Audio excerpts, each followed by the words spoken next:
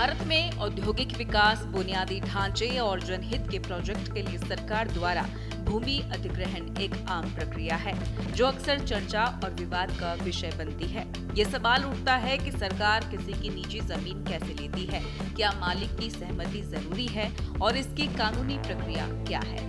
हमारे देश के संविधान और अधिग्रहण कानून के तहत सरकार को जनहित में जमीन लेने का हक है। सरकार right to fair compensation and transparency in land acquisition, rehabilitation and resettlement act 2013 के तहत जमीन अधिग्रहण करती है। इसे आमतौर पर LARR एक्ट 2013 के नाम से जाना जाता है। ये कानून ये भी सुनिश्चित करता है कि जब किसी का जमीन लिया जाए तो उसके मालिक को उचित मुआवजा भी दिया जाए। इस कानून को बनाने का उद्देश्य पारदर्शिता बढ़ाने, जबरन अधिग्रहण रोकने के लिए था।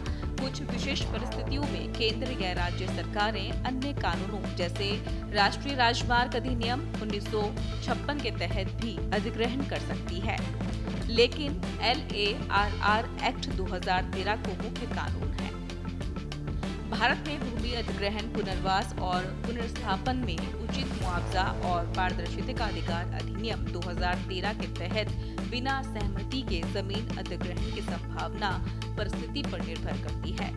अगर जमीन का अधिग्रहण पूरी तरह से सरकार द्वारा सार्वजनिक उद्देश्य जैसे रक्षा, रेलवे, सड़क, अस्पताल आदि के लिए किया जा रहा है, तो प्रभावित परिवारों की सहमति की आवश्यकता नहीं होती। हालांकि सामाजिक प्रभाव मूल्यांकन और उचित मुआवजा देना अनिवार्य है। निजी भागीदारी परियोजनाएं। अगर जमीन का अधिग्रहण निजी कंपनियों या PPP परियोजनाओं के लिए है, तो 70 से 80% प्रभावित परिवारों की सहमति आवश्यक है। प्रोजेक्ट के प्रकार पर निर्भर बिना सहमति के अधिग्रहण नहीं हो सकता। आपातकालीन स्थिति। ऐसे स्थिति में कुछ विशेष मामलों में जैसे राष्ट्रीय सुरक्षा या आपातकाल जैसे प्राकृतिक आपदा के लिए तत्काल बुनियादी ढांचा, सरकार LARR एक्ट 2013 की धारा 40 के तहत सहमति के बिना अधिग्रहण कर सकती है, लेकिन ये सीमित और असाधारण परिस्थितियों में ही संभव है और मुआवजा व पुनर्वास के नियम लागू रहते हैं। क्या कहता है सुप्रीम कोर्ट? चलिए आपको बताते हैं।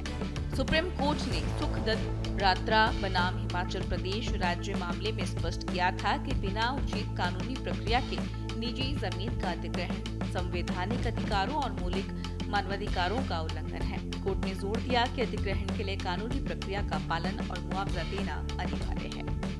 भारत में भूमि अधिग्रहण, पुनर्वास और पुनर्स्थापन में उचित मुआवजा और पारदर्शिता का अधिकार अधिनियम 2013 के तहत भूमि अधिग्रहण के लिए मुआवजे की राशि ग्रामीण इलाकों में 2 गुना और शहरी क्षेत्रों में 1 गुना मुआवजे का प्रावधान है।